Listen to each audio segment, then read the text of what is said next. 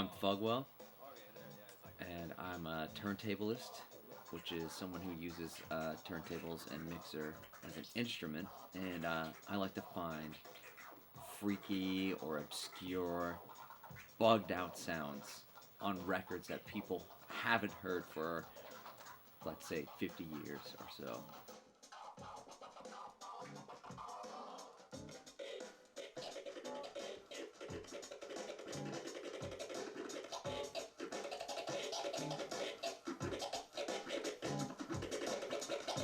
Okay, to go way back to how I actually started, I had an MPK mini keyboard, a Kai keyboard, and I traded that for a homie who had a USB DJ set. And I watched, cornily enough as it is, I watched The Get Down on Netflix. And it showed me about Grandmaster Flash and DJing in New York.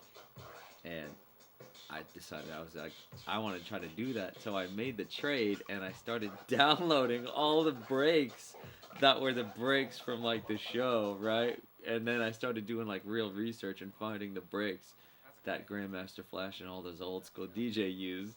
So I would try mixing them like how they did, but with a controller. And then I decided like, what did they use? Okay, everyone's using records. I want to use records. Like that's the real shit.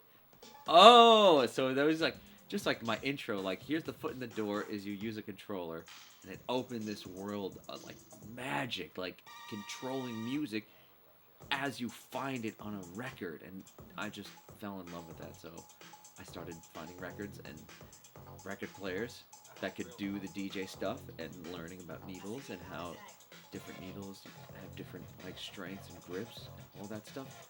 And I wanted to do that. So and then I like the more I learned about it, then you get into like the turntablist stuff. So yeah, the DJing stuff is easy. Putting two songs together and mixing them together and one break leading to the next. I understood that because I kind of already had a musical background. But the scratching stuff is like it's a different beast. It's like the real hardcore, like the highest level of that. Like, oh, you are using a record to create rhythms and to take those two rhythms. I mean, uh, yeah. And so I kind of started with a controller and just getting into breaks, and it just led from there. The evolution of it all, just as I researched, learn more.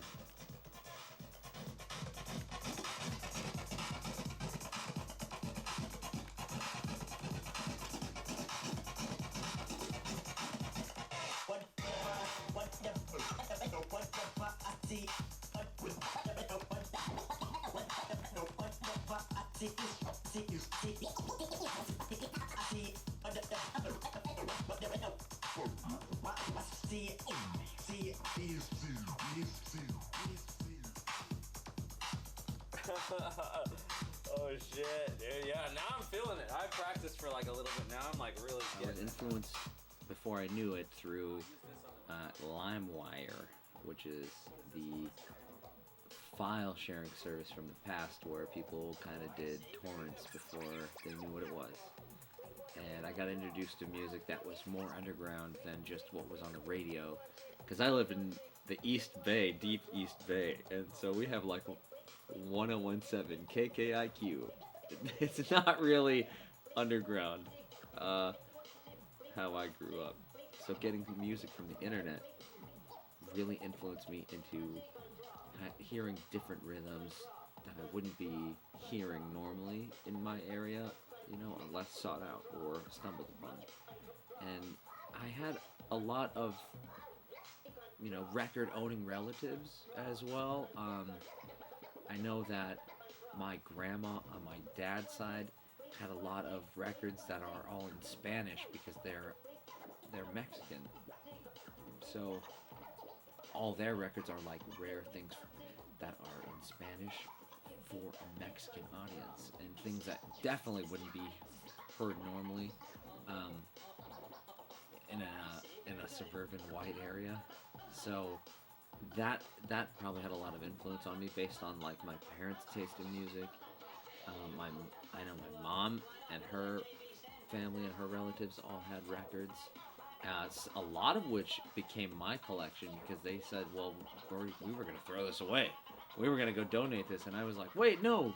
Like, I just started learning about records and how, like, they're actually pretty dope. So, like, let me have them. So, you know, I've had a lot of family members that have records. They actually give me their record collection because it's like either, like, they're just going to throw it away or keep it and let it collect dust, you know? So,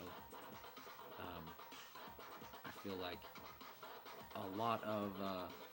I've had a lot of support from that, from like family in that way, of like just saying like, okay, well he's doing his own thing, so we're not gonna try to stop him. You know, like, so I kind of get like support in like a passive blessing kind of way, more than like, you know, but you know, I can feel the love, for sure. I can feel the love. I can understand it. Um, so like influences through like my dad and my mom and like my aunts and my uncles. So like on my mom's side, I guess you could say it's like rock and roll kind of vibe, like Kiss and Rod Stewart kind of vibe, right? Okay, so they had some Rod Stewart records, you know. They had like some pop rock kind of vibes. Barry Manilow, you know Barry Manilow? Good.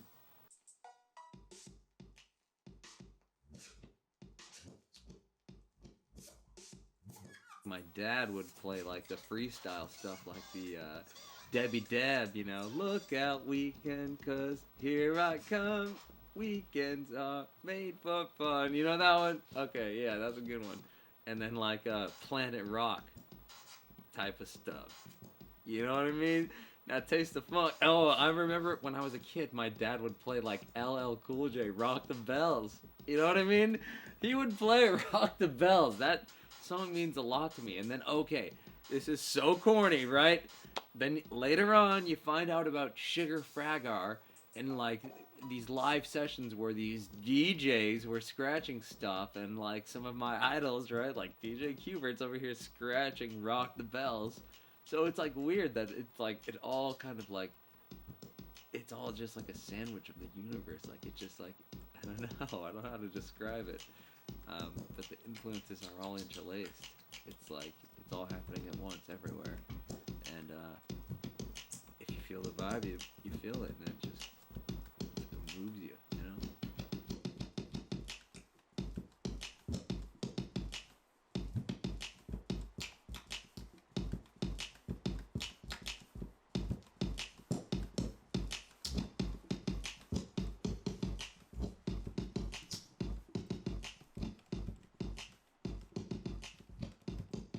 I feel like some of the rhythms that I get into are just based on what I feel naturally. Like I tend to pause a lot because I feel like sometimes it's like kung fu move. So you do like kung fu and then you're like wah wah, right? So you gotta like let it hang for a second so you can show people your muscles and stuff. You gotta flex on them. So I feel like some of my style has to do with a lot of the media I've taken in, with just like kung fu movies. And I mean, I've watched a lot of other DJs scratch, so I try not to bite too hard. But all of it is just learning from what other people have done, and then I spend my own time experimenting on the turntables with you know. Damn, that one's hard. Oh, it's like you just spend a lot of time doing something, and you kind of find what your muscles tend to do more often, and it kind of flows into like a muscle memory thing where, all right, this is what the patterns that I'm capable of. But then you have to break out of that. So then you break out of that, make new combos, and recombine it with your old combos to create your style. So that's kind of what my style is now. Just breaking old habits and then bringing them back once in a while to see what they can do with the new habits. So, yeah.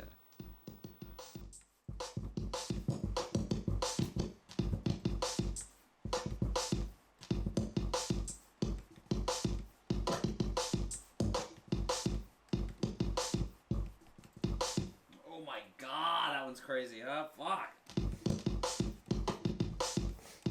I feel like I do have like a wicked combo that I kind of rely on and do variations upon. But yeah, if you heard me scratching, you definitely hear specific combos. But because it's so complex, I don't know really how to describe it. It's like something that once you hear it, then you'd be like, oh yeah, he does do that combo. That is that Fugwel combo that's like really, really, really complex. I don't know how to describe it. I wish I could say it's a chirp into a dice, into a this or to a that, into an Autobahn, but it's like I don't even know. It's like a prism into something. I don't even know. But yeah, if I did that combo, once you hear it, I mean, I tend to do that one as like a flex because it's not really a common or otherwise heard combo. Because I hear other people doing their signatures, and it's like I feel like I definitely built my own, and I don't even know how to describe it. It's just like a something like that. Yeah, so I can like kind of like keep that pattern, and then yeah. If you listen close and you know what to listen for, scratching is not just an easy instrument. It's like jazz. You have to hear explicit movement, and you have to understand what that movement is between the record hand, the control hand, and the fader hand. It's very specific. And so when I hear other people scratching and I hear like crazy combos, I'm thinking about like, this motherfucker's moving fast as shit. So it's like, I'm trying to do that too. I'm like, okay, he probably did it like this. So if I can do it like that, or what would be easier? Maybe if I do that like this, I can get that same sound and then do some other combo on top of it that would fuck his up. And it's all about like, in my head, let's fucking battle. I'm battling everyone, you know what I mean? First of all, we're fucking battling, whether you like it or not. So I'm just trying to up somebody else's combo, That's all I'm ever trying to do. But yeah, I feel like I do have signatures that are dicey and really specific.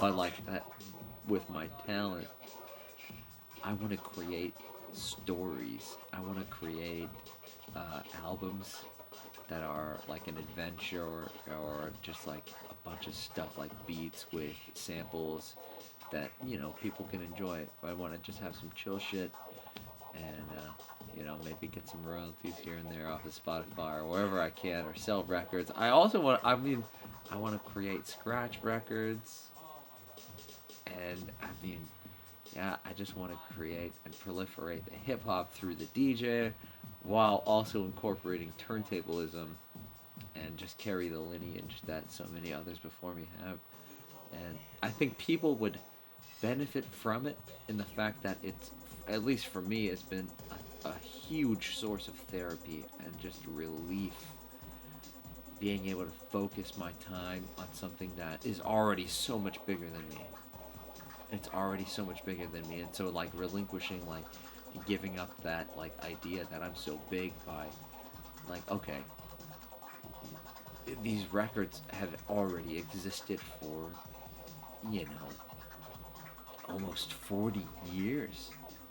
Some of them 30 years old, and I'm just now getting them and getting introduced to this legacy of hip hop, this legacy of underground music, this stuff that is just, it's too hard. It's too hard for the radio.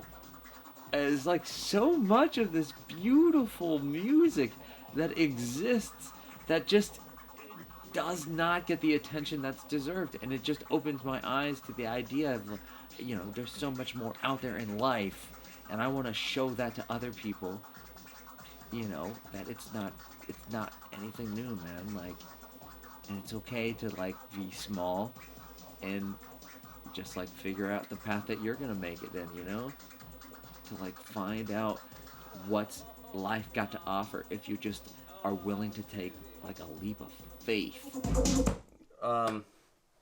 All right, no more. Turn it off. Turn off the camera.